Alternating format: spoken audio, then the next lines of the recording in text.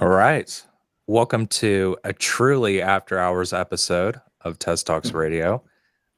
We're joined by myself, William of TC, and Marissa of TZ APAC.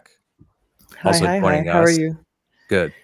Also joining us is our guest of the hour, Bilal of Equisafe. How's it going, Bilal? Hello Marissa. Hello William. Thanks for having me. Doing great. Had a great night of sleep.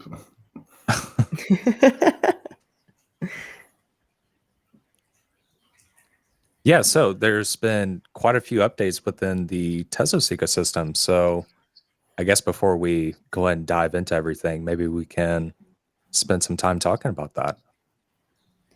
Yeah, so Sure. over on my side, at least all the way, in Asia. So it's not quite after hours for me as it is for you because it's just the afternoon. But the major announcement this week is that the Tezos India Fellowship is now open for applications, which is extremely exciting.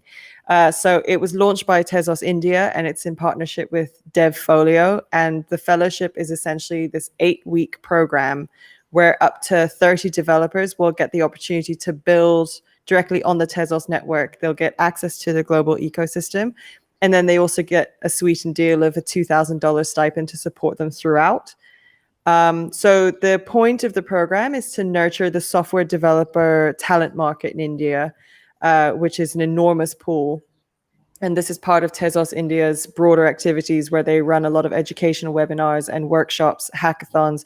So it's all part of their broader mandate of nurturing the Indian blockchain ecosystem. And of course, putting Tezos front and center of that. So the first edition that they ran, because this is the second, saw over 1,400 applicants. And so they're expecting even more this year. And of that cohort, the top 10 developers actually went on to build creative new solutions. So they had everything from quadratic funding platforms to NFT-enabled cricket fantasy leagues, which is known as CricTez. And so selected projects actually got to receive up to $10,000 in additional follow-up grants. So we're hoping to see that this year as well. So, if anyone in India is listening and they want to sign up, we can include the link in our episode notes, I assume. And the deadline is July 3rd, so they need to get on it pretty quick. So what's going on your end? Yeah, you brought up CricTez. That actually looks pretty interesting. I'm curious to see how that turns out. They posted their initial proposal on Tezos Agora a little while back, I believe, but haven't heard too many updates from that. But I guess on a more macro side, it's kind of sounds like a broken record at this point, but the ecosystem is clearly growing organically and quite massively. This is kind of a corollary, I guess, to other projects, who, pride themselves on single variable metrics. But we're seeing the figures and the metrics begin to back some of the more recent developments that we've witnessed thus far. And, one of the more prevalent things with that is the growth in contract calls, which at the current rate it's going, it's about to surpass 2 million this month. I believe last month it hit about 1.4 million or thereabouts. So I think we can tie a lot of this traction into a couple of things.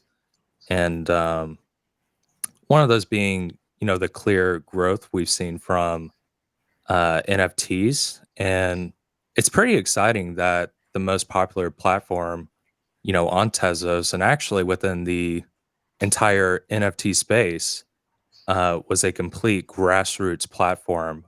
Hicket Nunk. It's gone on to surpass OpenSea and become the largest NFT platform in the entire blockchain space. And I think the actual founder even went on record to say, that he didn't even expect any of this to happen. So it's pretty Yeah, I neat. think Tezos is becoming really well known for its activities in the NFT space. I mean, the other major bit of news was Amplify X and their music NFT auction with Tom Holkenberg, otherwise known as Junkie XL, who is behind major soundtracks like Mad Max Fury Road, for example. And so it kind of just goes to show how it's really hit the mainstream. There's a lot of public attention being paid to it. You don't have to be blockchain native to kind of get into the space and get excited about it. It's all about cultivating these like community and fan-based experiences, as well as, empowering creators, which we've touched on before. But the fact that momentum just hasn't slowed down, especially for Tezos, you kind of just, it's like further validation that, it's not really going anywhere. Yeah, I think that's the most important part, is that all of this is organic. It's not artificial. Like, more and more artists are joining the ecosystem, getting familiar with Tezos and the several NFT platforms besides Hackathon, all organically. So I think that's pretty fascinating to see. That's definitely amazing. We are seeing a huge adoption lately.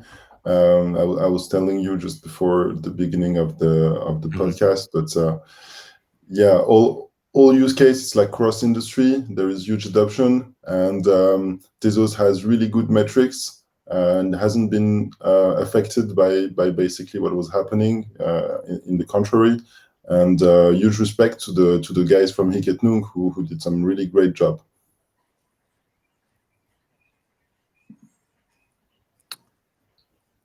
Yeah, definitely. So I think that's about it in terms of developments, unless you have any other things you'd like to share, Bilal or Marissa. I think we should pivot the conversation to Bilal and all the exciting things he's working on. Because as we said right before, we hit record, which is unfortunate, because if only the audience had heard that bit, then it would have done half of our work for us. Indeed. But yeah, we're here to learn a lot more about what Equisafe is, what it does, what it's working on. So Bilal, could you give us a quick introduction to yourself and Equisafe? Sure. So thanks again for having me. So my name is Bilal El Alami. I'm the CEO and co-founder of Equisafe. We're basically a tech company. We're trying to replicate the private markets or capital markets that, like they used to say, using a blockchain infrastructure to make transaction more efficient. And so we use blockchain for a bunch of reasons, such as maintaining shareholder registry through time. We're using it to use the swap capability to have instant transaction without counterparty risk. And that's basically one of the major building blocks of Equisafe Markets that we've released like a couple of months ago. And so we've been selling our product to mostly investment companies and directly to companies also. And they basically use it to manage their equity and their governance.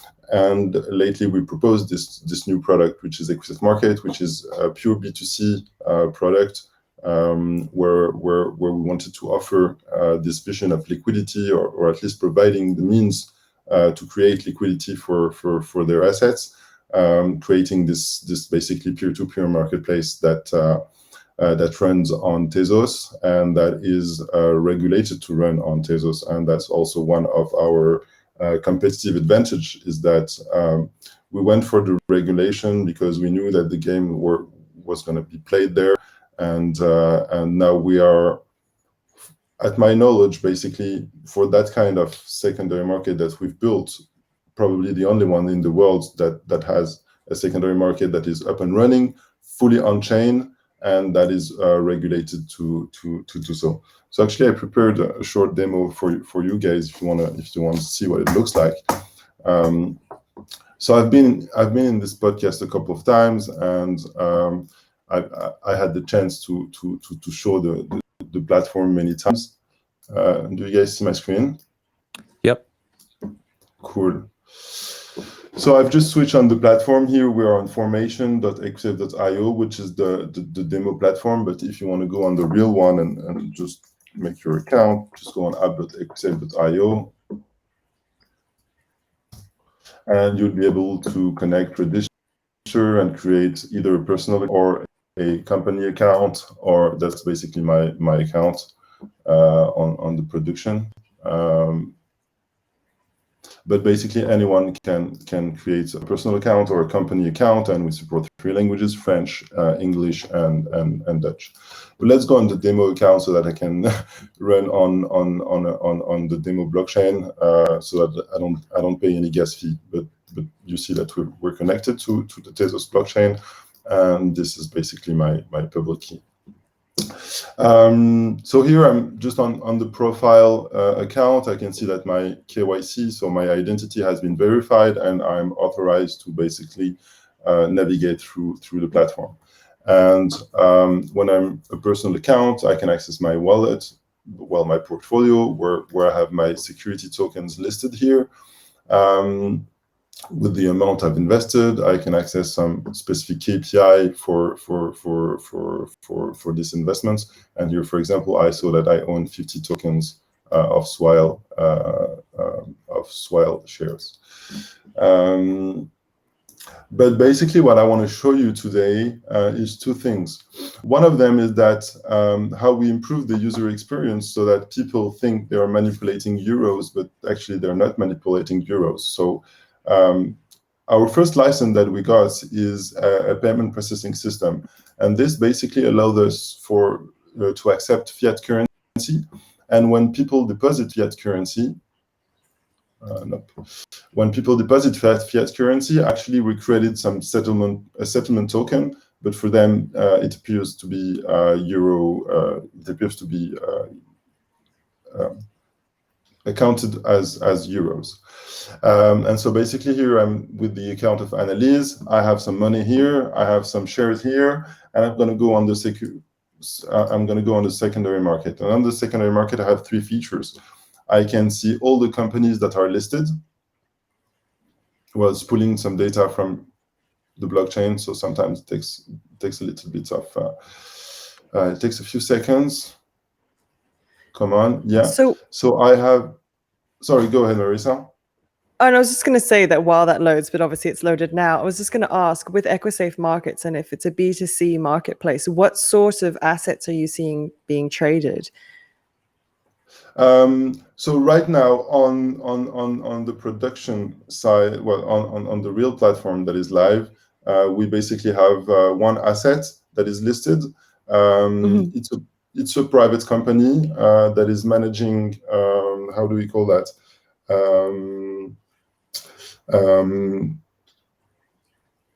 A retirement.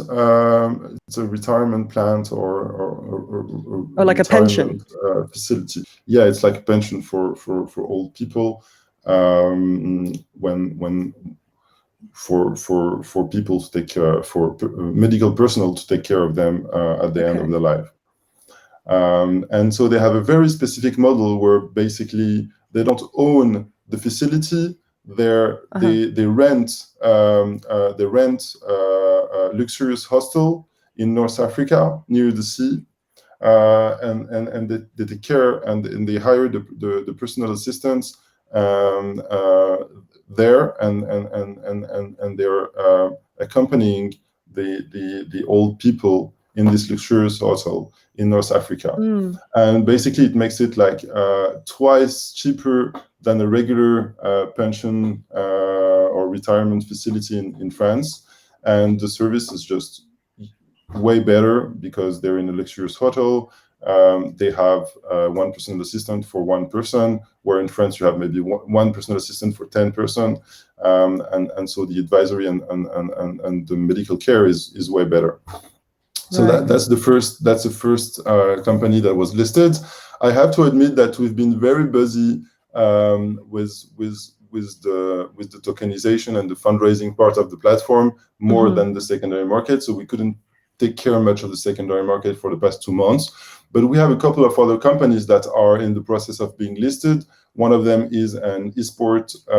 One of them is an esport company, and the other one is a real estate portfolio. So we're trying to be diverse in the kind of assets that we want to propose. Obviously, each time it goes through a company, but either the company is a service company, either the company is a real estate company, well, it's holding real estate assets, or the company is a regular startup. And so to get back, go ahead, Marissa. Oh, no, go on. I'll let you finish your demo and then we can continue on from there. All right. So to get back on the demo side, so basically you have this first part or where you have where you're supposed to see all the listed companies and basically the minimum market value for a share and the maximum market value for a share. And then I can basically deep dive on one of them and see and access some information regarding the due diligence I want to make or the team or the price of the securities in the past. And I have many orders that are here. So Equisafe is not a good example because there is one order, but maybe I can go on another one and you'll see a lot of orders. And like I used to say, it looks like more like an eBay for securities because there is no order book. So basically it's just selling orders that are listed, and you as a buyer, you just have to choose which one best fits what you want. So for example, if I only want one share, I see that this one is the cheapest, so obviously I would make an offer to this one. And so here I'm trying to buy as a share. But for the demo, quickly, I'm going to put to sell shares and then switch an account and try to buy it. So what we can see also is that we can follow our selling orders. So when you're dealing with private securities, it's not just the buyer and the seller that needs to get along. So sometimes the company or the other investor of the company, they have their word to say. And so here in those two features, you can follow basically whose turn is it. So for example, here the software is telling me that it's the buyer's turn. And if I go, for example, here, my cab, I can see that I've sold 50 shares. And to my IMO, so startup is also pending validation of the buyer. Here it has been rejected by the seller. And so depending on whose turn is it, it tells you. So here maybe it's a bad example because I don't have the pending validation company or the pending validation investor. But when I'm going to try to do a transaction, we'll see it. The platform also gives the ability to switch from one account to the other, just like Gmail. But now let's go back on the portfolio and try to put a selling order for one of the shares that Annalise owns. So let's do, for example, my IMO. Here I can have the ability to sell shares directly for my portfolio. And I'm going to say, okay, I have ordinary shares and bonds. I'm going to try to sell some ordinary shares. You can sell till 2 shares. So I have only 2 shares. I'll sell. Okay, let's sell the 2. And then I can choose the number of pack of shares I want to sell, the minimum or the maximum. So I can say, okay, minimum, I want you to buy 2 shares, maximum 2 shares. Or I can say maybe minimum 1 share and maximum 2 shares because I only have 2 shares. And then as the seller, I can define the price that I want. So today we are 17th. So let's say it's going to be 170 euro per share. Automatically calculates the fees and the total sell depending on the numbers of shares I want to sell. I can add or ask some specific documents to the buyer that he has to submit when he's trying to buy the shares from my platform, and confirming the sell. Well, this is a bit ugly. I'm sorry. See my sell of shares. So since it's the demo platform, it's basically also where the developers do the improvement. So sorry for that. Yeah. So everything's in beta. Yeah. Well. In the demo platform, but what's on the production, it looks even better because there is nothing experimental, only things that we're sure that they're working. So here's the selling offer that I've just posted for my IMO. So let's say my IMO is a real estate portfolio, and now I'm going to switch from my account to another one. Let's say, for example, my startup. Do I have money in here? Cool. I also have money in here. So let's go on the secondary market. So what we've noticed quickly is that when we are with the company account, we have access to the investment features, but also the paying features of the platform, where you handle your shareholder registry, where you can manage operations such as fundraising or your governance. And so now I'm my startup, I'm a buyer. I want to buy shares from my IMO. Here I can see that there are a couple of orders for ordinary shares and bonds. And here is the offer, the selling offer that I've done. So as my startup, I'm going to do a buying offer, and I'm going to say, okay, I want 2 of those shares, guys. Next. Oh, damn, that's not my phone number. Sorry, guys. Up. Profile.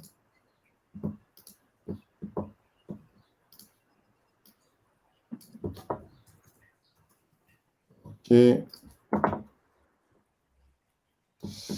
Hopefully it will be taken into account. Otherwise, I'll fail my demo. But obviously, when you do a transaction, you're supposed to sign some contracts that are automatically generated here by the software. But basically, there is a paper that needs to be signed by both the seller, the buyer, and the company. And so I need my phone number to basically make the electronic signature.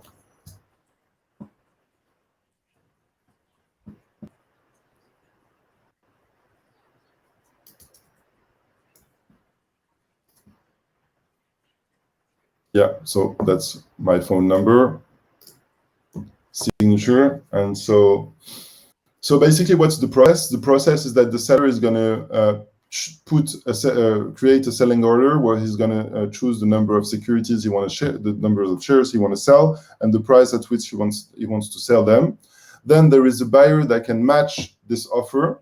By matching this offer, he's gonna escrow the amount of the transaction and sign basically the document that is automatically generated depending on the KYC of the users that they've done when they created their account to operate within the software. So here I'm going to do sign, receiving my my code for signing my document. 1457.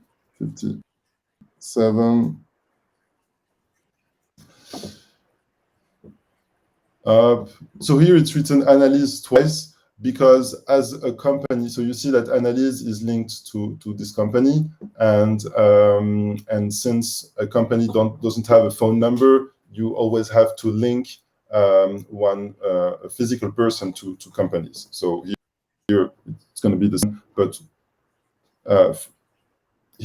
here is for herself. She's representing my startup, and here is for herself. But obviously, that's because I'm doing the transaction from almost the same account.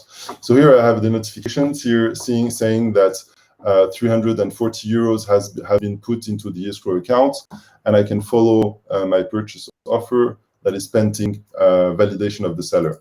The seller is Annalise. Let's just switch on Annalise's account. I see that she received a notification saying that she can sign documents, and then she can see that. So when a buyer is trying to buy shares, he doesn't know to whom he's buying them. But once he's matched and he has escrow the amount, the seller can know who's the buyer. The seller and the company can know who's the buyer, and obviously this is to avoid having a competitor buying shares and get into your being your investor and access some financial data that you don't want them to have access. Sure. So I have a recap of the purchase here. I can see that it's my startup for 240 euros. I go next.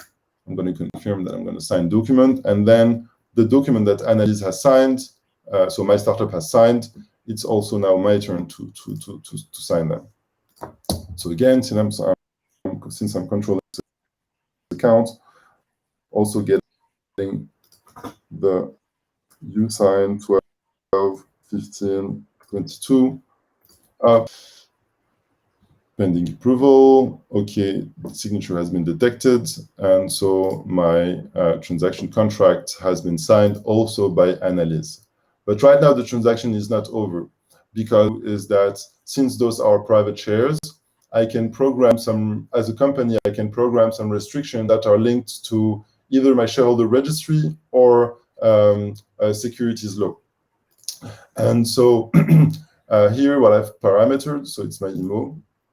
Here what I've parametered in my IMO's restriction is that I want to implement an agreement right. And so an agreement right is that states that the company is the last one to give her consent to the transaction. So right now the seller and the buyer are okay to sell, but everything is locked until the company accepts the transaction. And so here, my IMO as a company, I can see that I have a pending transaction between Annalise and my startup, which is the buyer and the seller. And I have the document that they've both signed, and I can accept or validate the transaction. And so now that I've accepted, the switch will happen on chain. Oh, wait, what happened? No. Come on, operation performed. Okay, it worked. So let's check that now. So let's go, for example, on the shareholder registry of my IMO. So here I can see the shareholder, the cap table, like we say.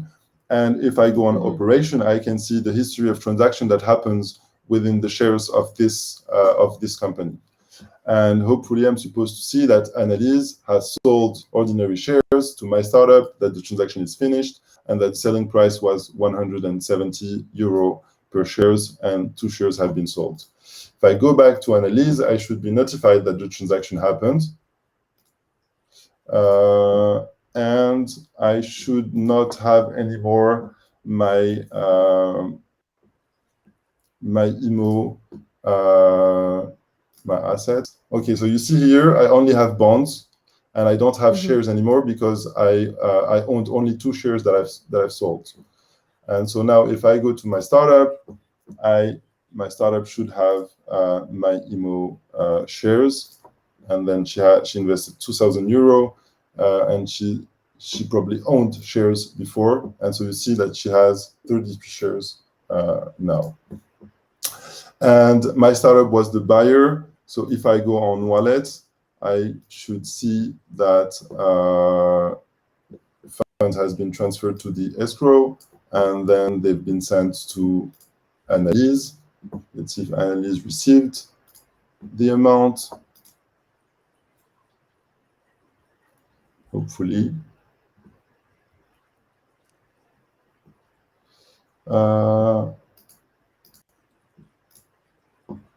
Where is it? Where is it? 300.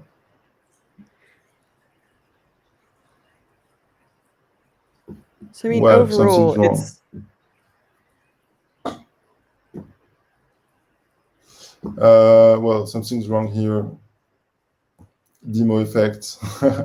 Anyway, it's in process. The curse of the demo. Well. Yeah. But I mean, I think it's great because it seems like it's very transparent. It's fairly instantaneous, and it's relatively secure given, there's all the KYC compliance. There's multiple signatories. Everything's held in escrow before any full transactions are completed. Exactly. So there's sort of, I guess that helps, especially when it comes to the B2C side, help foster a lot of customer confidence in being able to use the platform safely without fear of, losing capital in something that perhaps they weren't ready to click confirm on. Yeah, so there are a lot of processes that are checked every step of the way. The KYC is one of them. The other is basically the compliance that can be programmed within the shares by the company to automate some rules on which case the securities can be exchanged, and you can implement a restriction linked to the nationality, linked to a number of investors, linked to a level of accreditation, because sometimes, maybe there is the notion of accredited investor, and this gives access to securities that are different from people who are not accredited investors. Sure. So you're not limiting it to So you're not limiting it to like regulatory compliance. It's also just the conditions that are set by those that are issuing the offerings. Yeah, Is that right? exactly. Yeah, Okay, exactly, cool. exactly. So then bigger picture, say 2, 3, 4 years down the line, what sort of marketplace are you hoping to build? Like, what does it look like to you? Well,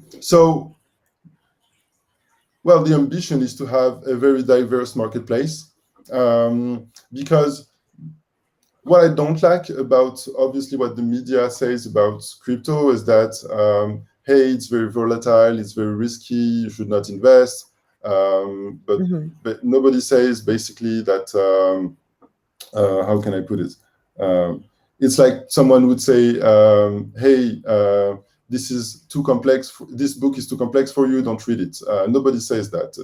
What I'd rather have is that, educating those people on finance, and what I would teach them is like diversification, is like risk management, and so what we want to do now that we've built all this infrastructure for managing the securities, all this user interface for investor companies to be able to interact within the compliance, what we want to provide now is more financial education, and we want to work on mostly on the data and analytics to try to build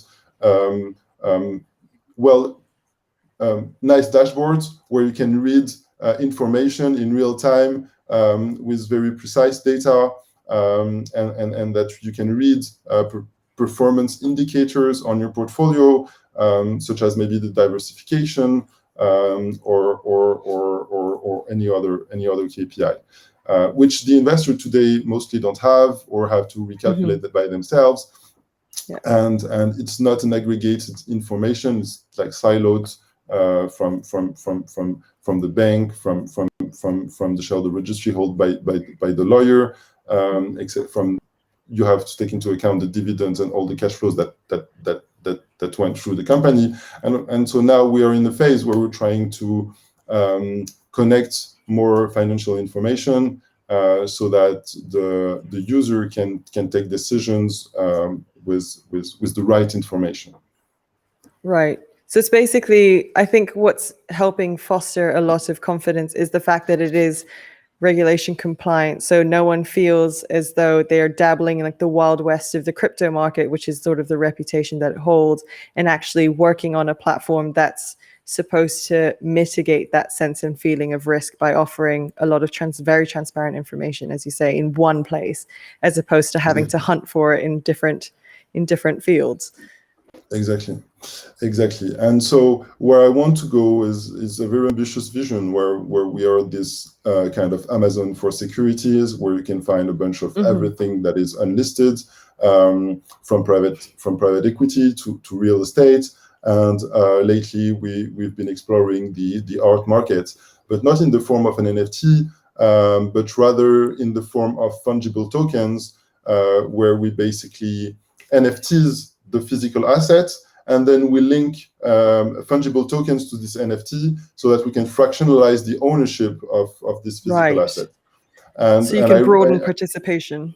Is that right? Exactly. We broaden the participation.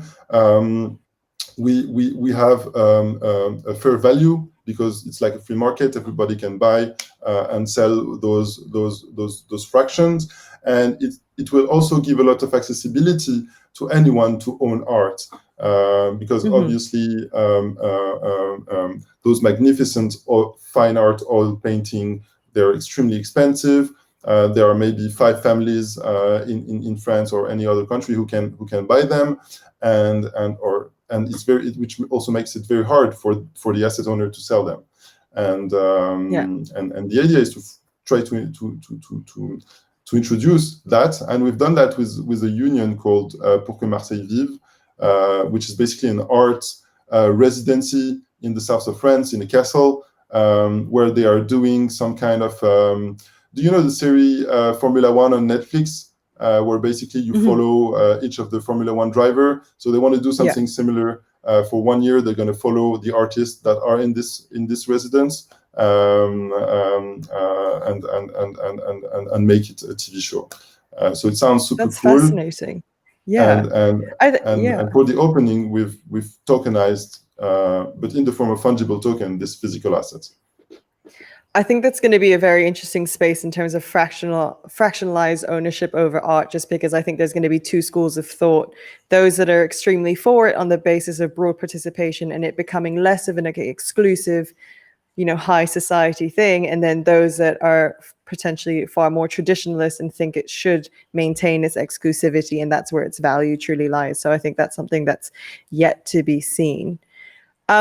Moving beyond Equisafe, I know you have a lot of updates you actually want to share about what you're working on in Paris with regards to the hackathon and various programs you're developing. Can you help share a little bit more on those? Yeah, sure. So maybe you have the same feeling, but I have the feeling that the Tezos ecosystem is not evolved, even though it's evolving in the right way, very organically. I feel that it's not evolving fast enough.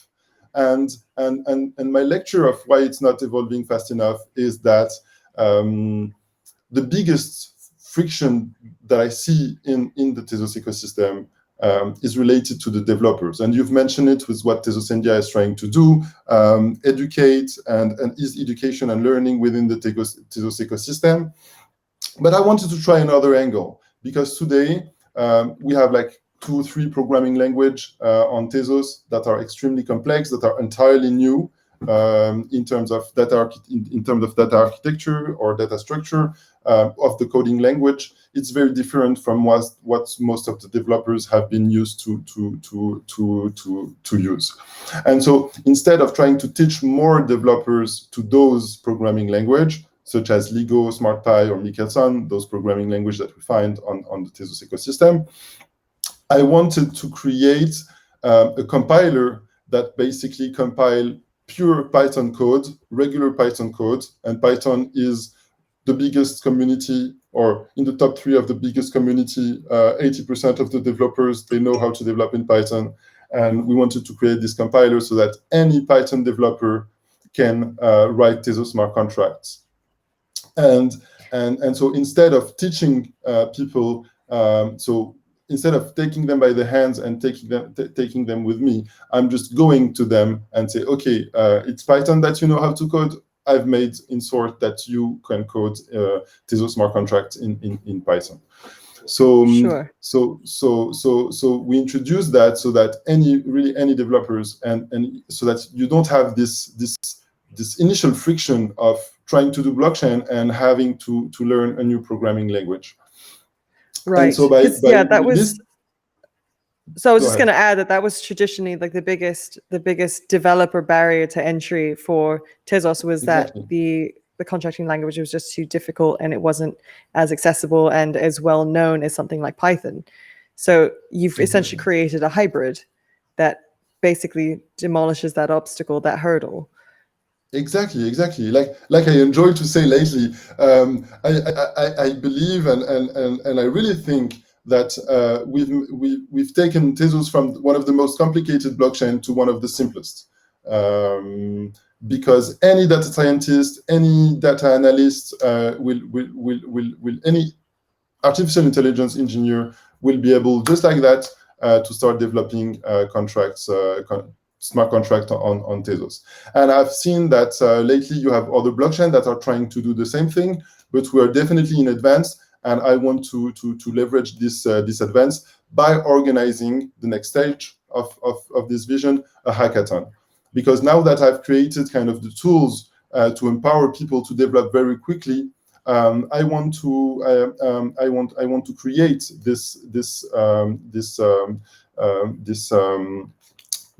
adventure or this hackathon within Paris when I'll be inviting a lot of engineering school, a lot of but not only tech people. I want to make it broad. I want to invite some legal students. I want to invite some business school students, and so that we can start creating groups. Because ultimately, my vision is to create an accelerator dedicated to Tezos. And I believe we are missing that, because what we've seen within the Tezos ecosystem is that we've always been on the reaction side. So something has been built on Ethereum. It's like you want to develop an idea from the US in an emerging country. And so we're trying to redevelop it on Tezos. But what we're lacking is to be the first one. And to be the first one, we need this ecosystem where you create a virtuous circle.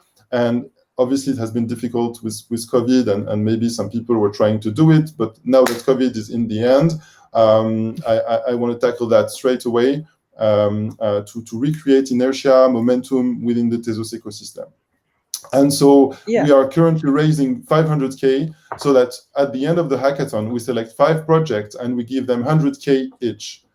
And those 100K, they're substantial, because I don't want to be one more hackathon where people come and have fun during the weekend and they leave. No, I want them to know that when they come, it's to start a company.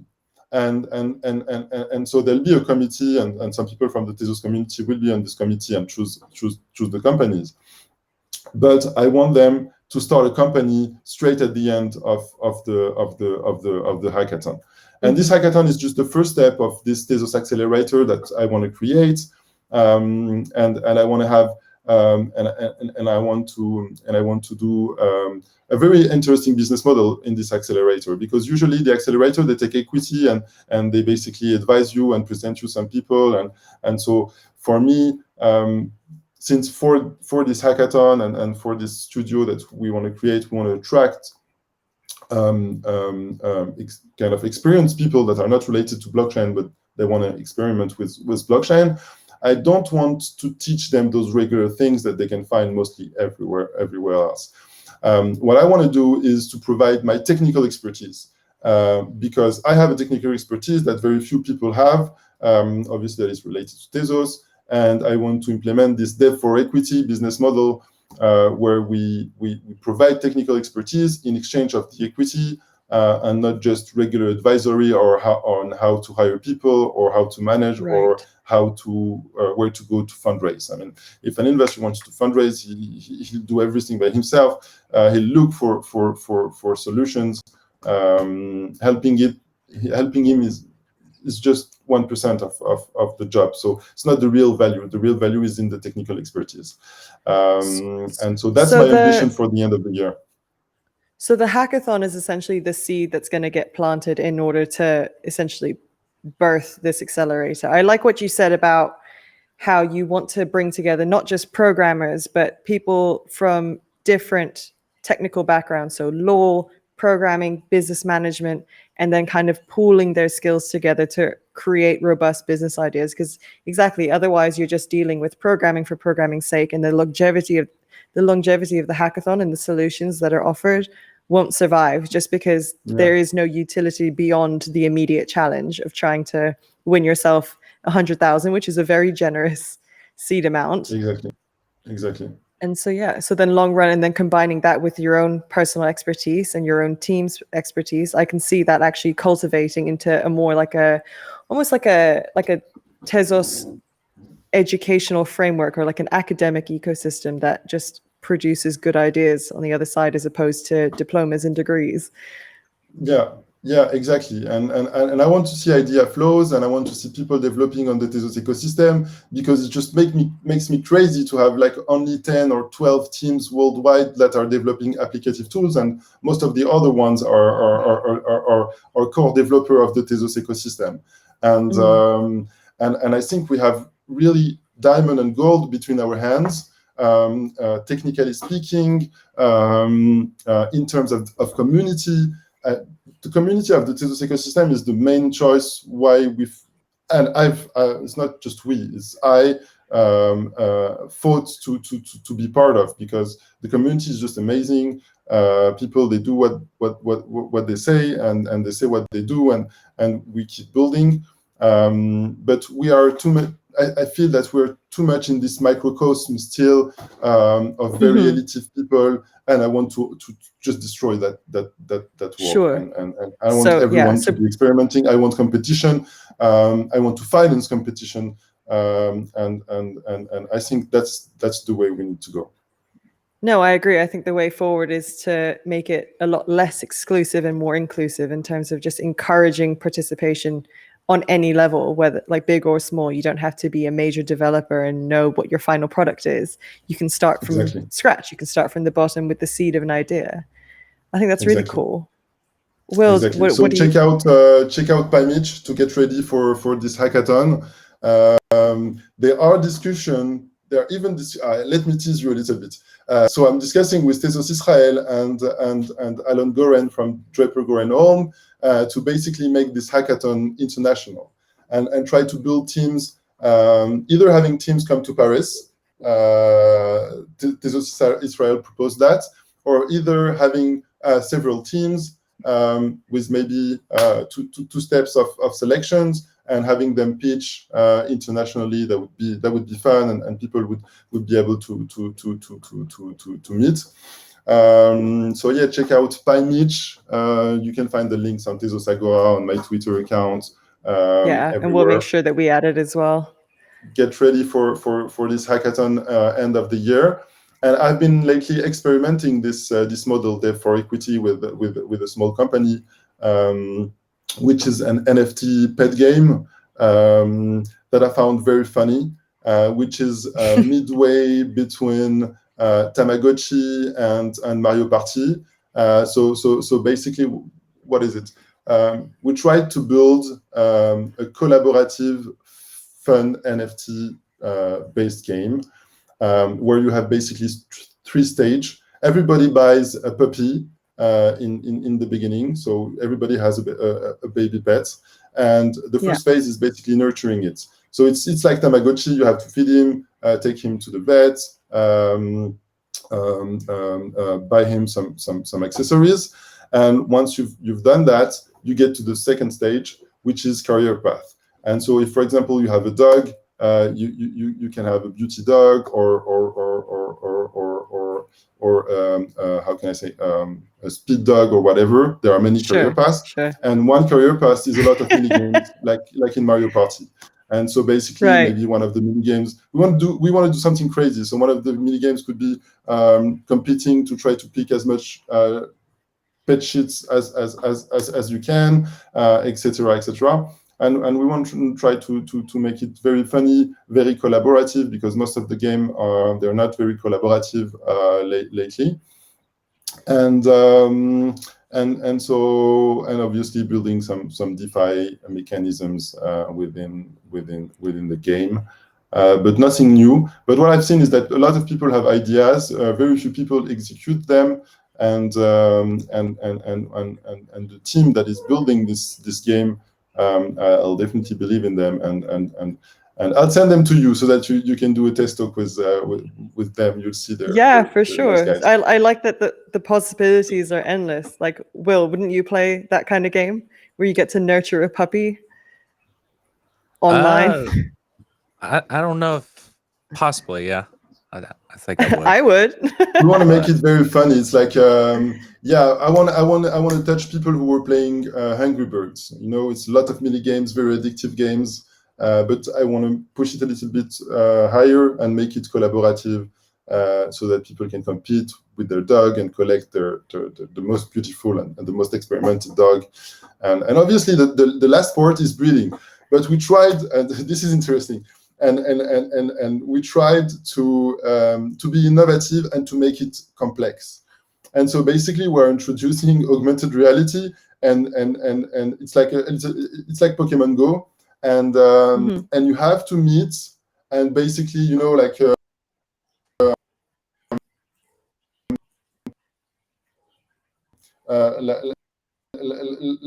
put your puppy like that.